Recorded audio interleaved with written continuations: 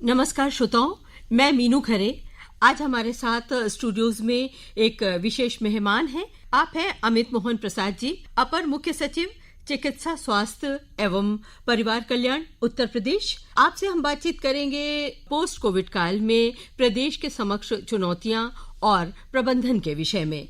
दोस्तों, हम सभी जानते हैं कि कोविड ने पूरे विश्व में जिस परिक्षेत्र में सबसे ज्यादा असर डाला वो है आर्थिक क्षेत्र और स्वास्थ्य सेवाएं।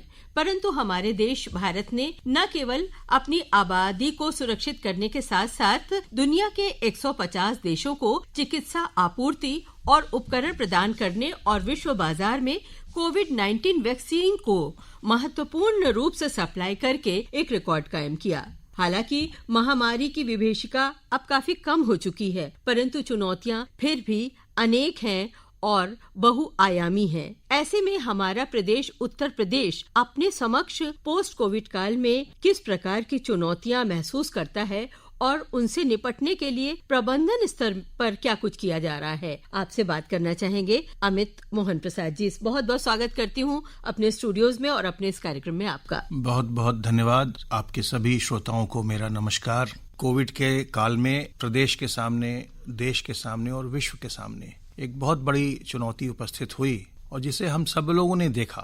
कोविड बिल्कुल एक नई बीमारी थी जिसके बारे में किसी प्रकार का कोई आकलन नहीं था, न विशेष जानकारी थी, तो इसलिए चुनौतियां बहुत बड़ी थी। लेकिन प्रदेश ने चुनौती का सफलतापूर्वक सामना किया और प्रदेश की 24 करोड़ जनता को हम माननीय मुख्यमंत्री जी के निर्देशन में, स्वास्थ्य मंत्री जी के नेतृत्व में इसे हम करने में सफल रहे।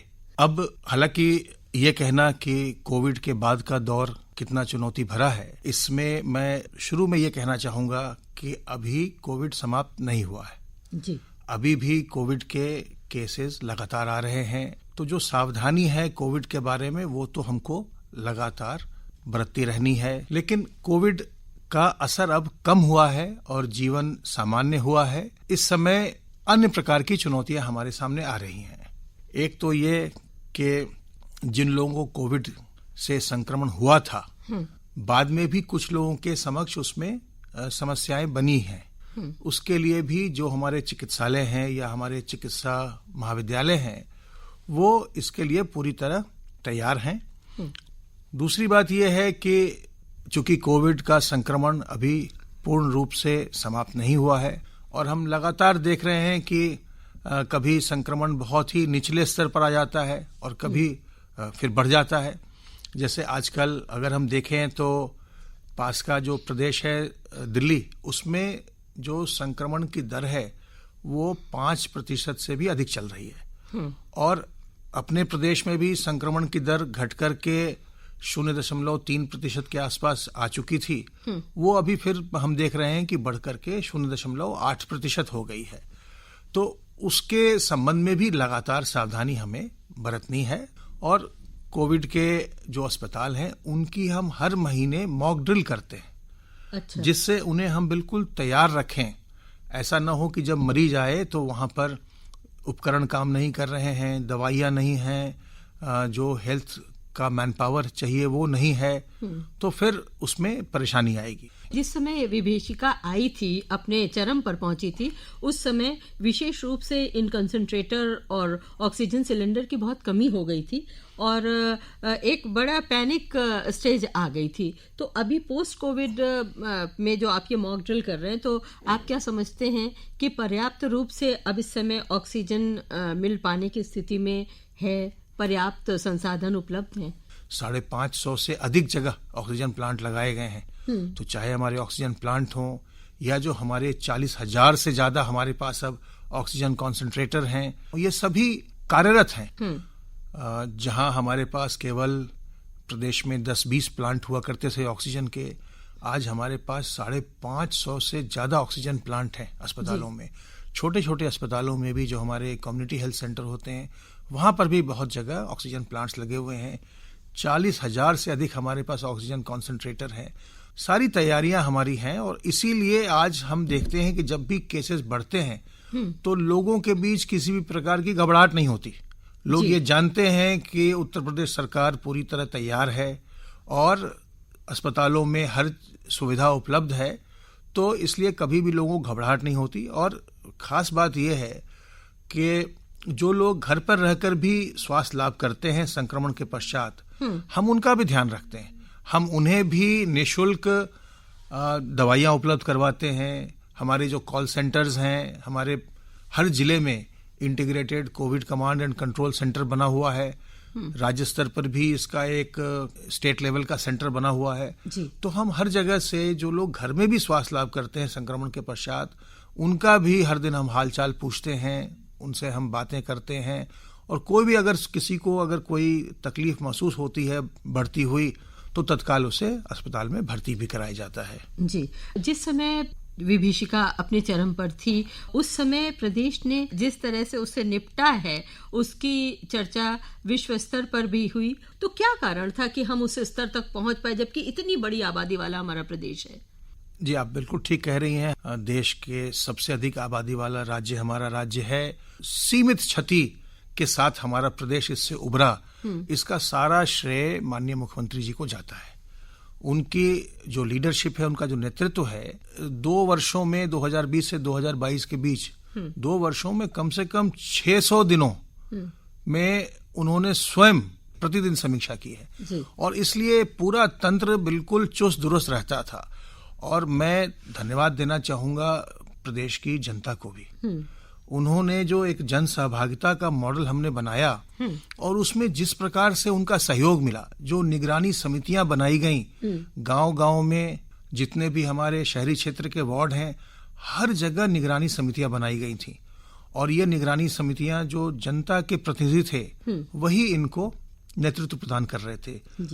ग्रामीण क्षेत्र में हमारे ग्राम प्रधानगण और शहरी क्षेत्र में जो हमारे शहरी निकायों के प्रतिनिधि होते हैं, ward commissioner, municipal ward members, वो लोग इसको नेतृत्व प्रदान कर रहे थे। और चाहे जब हमारे बहुत बड़ी संख्या में जो हमारे श्रमिक बंधु थे या जो माइग्रेंट लेबरर्स होते हैं वो बाहर से लौट रहे हों, चाहे जब लोग बाग बीमार पड़े हैं और घर पर उनकी देखरेख करनी है, जो मेडिसिन के पैकेट्स हमने बनाए थे उसको देना है, ये क्वारंटाइन में है या आइसोलेशन में है, उनकी देखरेख करना है, उसमें जो जनता ने सहयोग प्रदान किया वो भी अपने आप में अद्वितीय था। ये हमारे जो फ्रंटलाइन वर्कर्स हैं, चाहे हमारे डॉक्टर्स हों, हमारी नर्सेज हों, पैरामेडिकल स्टाफ हो, एएनएम्स हों, आंगनवाड़ी वर्कर हैं, आशा वर्कर हैं, ये सब अपनी जान की परवाह किए बिना लोगों की सेवा करते रहे, लोगों के घर जाते रहे, उन्हें जागरूक करते रहे, उन्हें दवाइयां उपलब्ध कराते रहे, क्या क्या बचाव के तरीके हैं वो बताते रहे। तो इन सब के कारण से ही एक whole of government approach and a whole of society approach, इन दोनों का ये नायाब उदाहरण है कि पूरी सरकार के जितने भी विभाग हैं सब लगे हुए थे। कई लोग जो हैं वो स्वयं आगे आए, उन्होंने दूसरों के लिए ऑक्सीजन कॉन्सेंट्रेटर की व्यवस्था की, दूसरों के लिए खाने पीने की व्यवस्था की।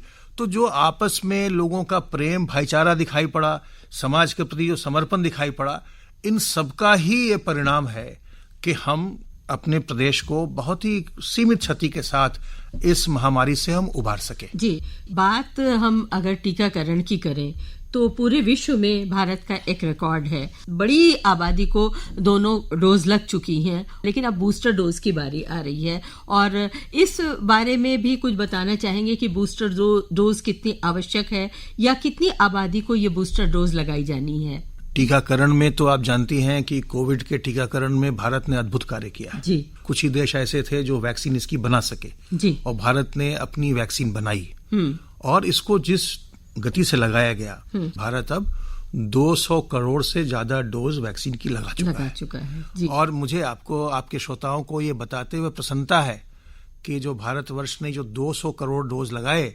इनमें से लगभग 35 करोड़ डोज का जो कंट्रीब्यूशन है वो उत्तर प्रदेश का है जी। तो 17.5% का कंट्रीब्यूशन इस पूरी उपलब्धि में अपने प्रदेश का है। आपको बधाई देती हूँ, ये कंट्रीब्यूशन भी बहुत बड़ी उपलब्धि है जी। इसमें मैं आपसे ये बताऊं कि उत्तर प्रदेश ने एक नया मॉडल विकसित किया कोविड वैक्सीनेशन के लिए, जिसको हमने क्लस्टर मॉडल ऑफ वैक्सीनेशन कहा जी। और इसमें हम ग्रामीण क्षेत्र में क्लस्टर्स बनाते थे। क्लस्टर्स में हम अपनी टीम्स को भेज करके लोगों के घर के निकट हम वैक्सीनेशन कर रहे थे। उसका नतीजा ये हुआ कि हमने बहुत ही तेज गति से वैक्सीनेशन किया और कई दिन ऐसे हुए जिसमें कि हम लोगों ने एक दिन में 30 लाख से ज्यादा डोज लगाई और एक दिन तो हमने लगभग 38.5 लाख डोज भी एक ही दिन में लगाया।